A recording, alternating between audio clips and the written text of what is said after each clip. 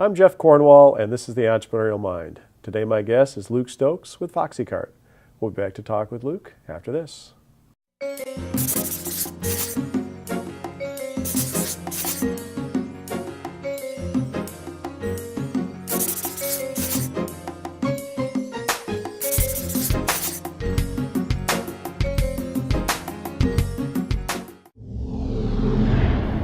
Talkopolis programming is sponsored in part by the Center for Advanced Dentistry, now serving the greater Nashville area.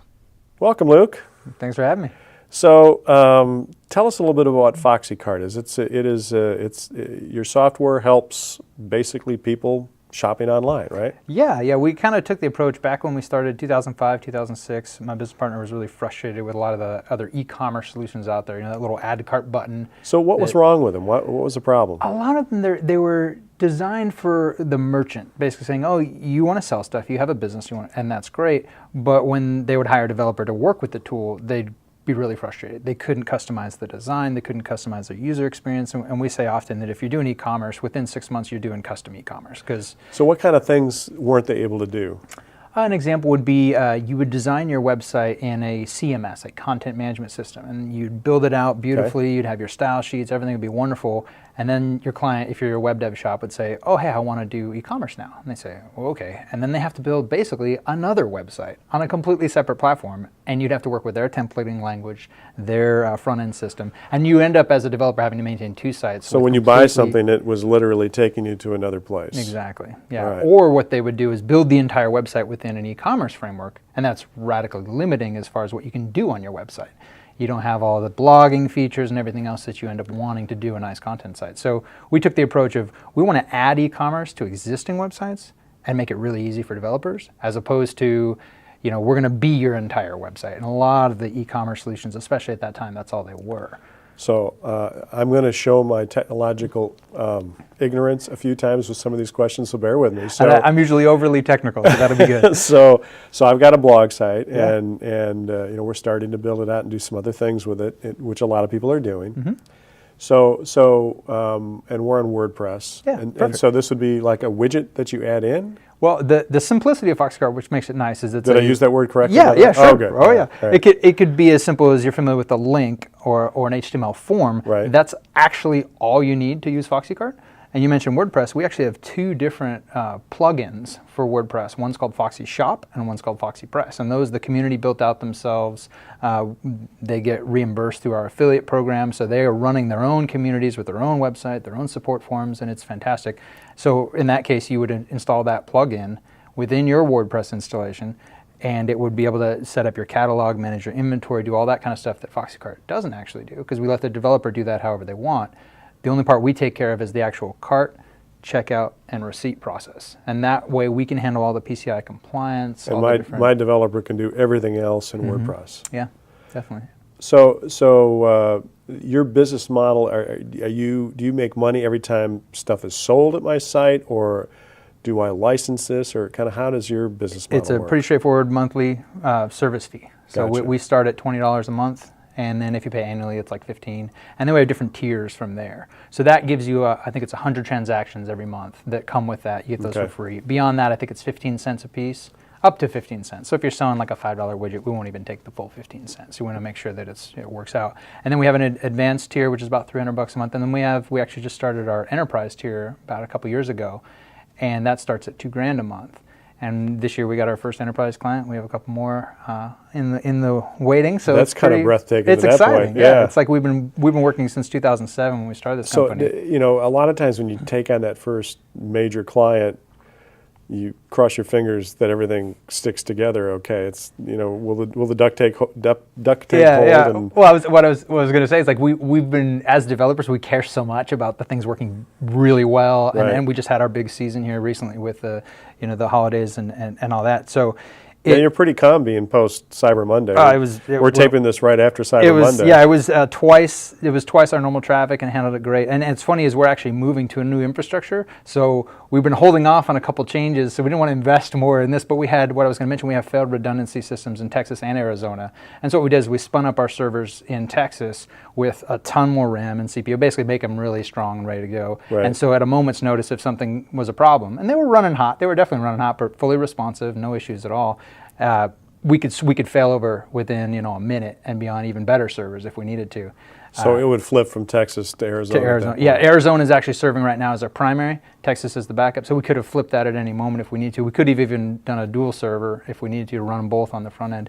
But it was neat because getting that first enterprise client was like a validation of everything we'd done to be an enterprise-ready solution. And actually recently, I think just this past year, there's a company now that supports cloud enterprise-ready platform evaluation systems. Right. And they did a big article about us and said, hey, congratulations, you are enterprise-ready platform. And it was kind of fun. It was another nice validation of all the work. I mean, I'm the core developer for most of this for the last 7 years, and we've got a small team now, but it was very neat. And like you said, there have been some early days, 5-6 years ago, we got some larger volume, and we're like, I guess we need to change some of that code or bump up.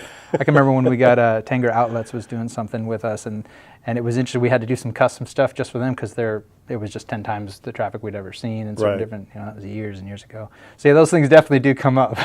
So you were talking about your team just a minute ago, and your team doesn't all sit together in an office here in Nashville. No, I work from my home, and they all work from their home all over the place. We've got a guy in Russia, Pakistan, Australia.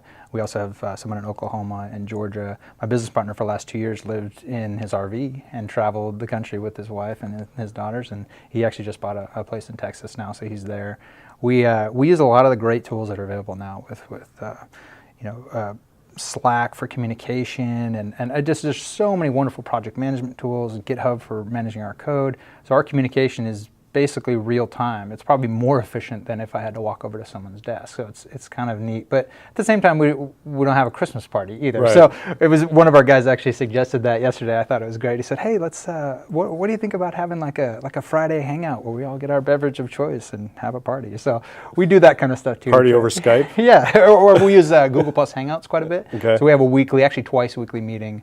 We just recently moved one of them to Sunday night, which is kind of an awkward time. So we do a Sunday and a Thursday one. Okay, so that, as a non-geeky guy, that sounds a little awkward to me. I mean, does it, the first time, did it feel a little bit strange to sit down and just hang out? Yeah, I guess that'd be safe to say. I mean, we've been doing it for years now. Because you work together. I mean, that's what you guys do, is when you interact, there's something that needs to get done. Mm-hmm. There's something you need to talk to that person about in Russia or that person about in Oklahoma or wherever. Mm-hmm. And you don't have that walking down the hallway, bumping into somebody, in a casual setting that you have in a typical business. And do the Google Hangouts kind of start to replicate that? Well, I think to some extent, like one of the Hangouts we do has no agenda. It's just, hey, what's up? What's going on? And we really don't do like a stand-up, hey, what are you working on? What'd you get done this week? What you going to get done next week? That kind of stuff. We do that as well. But are you familiar with Slack? It's kind of like a chat program. Okay. So it's similar to IRC or HipChat or some of those. And in Slack, we have a random channel.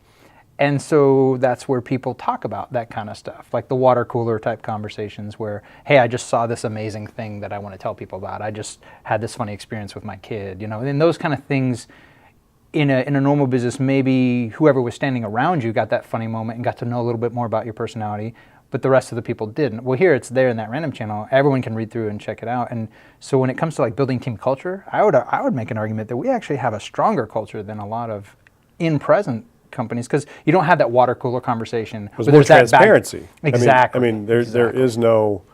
There's not that backbiting of, oh, did you hear what Susan said the other day? Because it's all out there in the open. And on top of that, the culture gets continually reinforced. So when it's like, okay, that's enough funny animation pictures, we should move on to work. That's enough cat pictures. Let's work now. So is there any translation of cultural differences in humor between Pakistan, Russia, and America? Absolutely. Oh, yeah, all the time. And we're continually checking each other. Like, Do you have that phrase in Russian? Like, does that even make sense?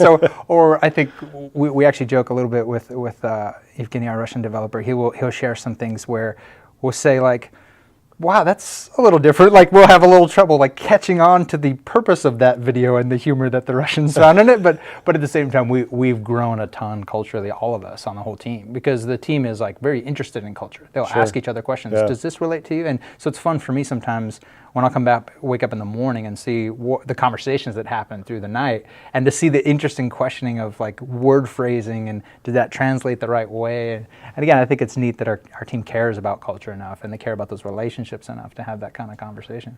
What a great story. Appreciate you sharing it with us today. Yeah, thanks for having me. All right, thanks.